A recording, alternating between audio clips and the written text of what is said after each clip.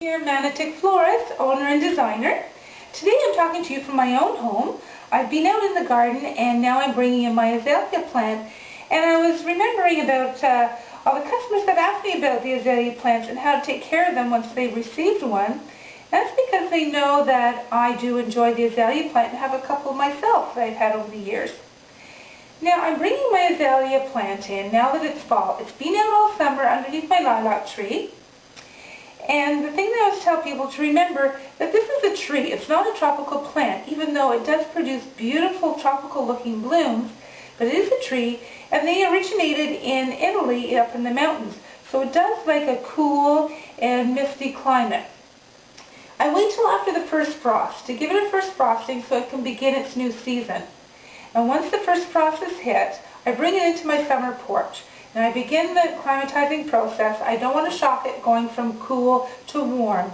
So I leave it for about a week in the summer porch so it is a little bit warmer but protected from the frost.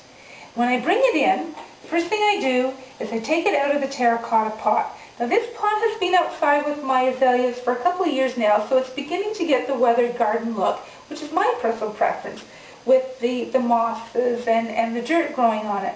But I do make sure that the inside is sterilized really well, because when I take it out, I sometimes find little critters that have made their home for the summer.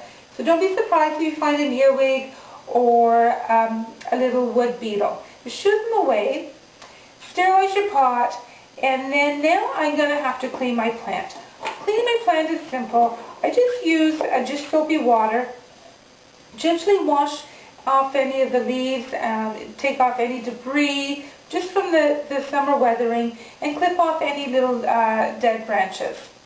Then I take the first layer of soil off and replace it with fresh, fertile soil. And this soil must be high pH level, which is recommended for the blooming plants. Now you can either create this by your own, by adding to your regular potting soil some peat moss, or you can buy the soil that is recommended already pre-mixed for blooming plants. Another little thing that some blooming plants like is a little spot of tea, and they like it black. This raises the pH balance and it will help with nice healthy blossoms. Once I've done that, I give it its first watering, and I will water this with dish soapy water as well. Again, for the same effect, it's a much natural pesticide rather than using a chemical, just to make sure that anything of the creepy crawlies are cleaned out of the soil. Then I replace it back into the pot and I bring it upstairs to its winter home. And here it sits on my windowsill on the east side of my house. I have a sheer curtain to help protect it from any direct sunlight. The morning sun is what it favors. The area itself is cool because it's in the east window, and there's humidity coming from the bathroom, which is close by, and the kitchen close by. But for the humidity, though, to make sure, I keep my mister nearby. I keep a nice decorative one, so it does look pretty along beside the plant, and I give it a little raining every other day. My azaleas like to be watered every 4 days. Keeping it moist is very important because they are not very forgiving, and if you notice that your leaves are beginning to droop, this is almost too late for them. So please don't forget to water them and follow their own rhythm. Just watch it for the first couple of waterings.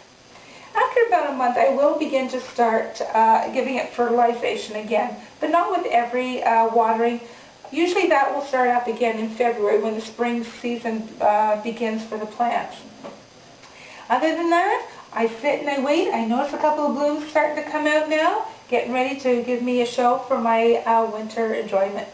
So bring in your azalea, have fun with it, enjoy it, and we'll talk to you again really soon. Give me a call or drop in to see me at Manotick Florists, 613-692-2541, and I'll be glad to help you with your plants.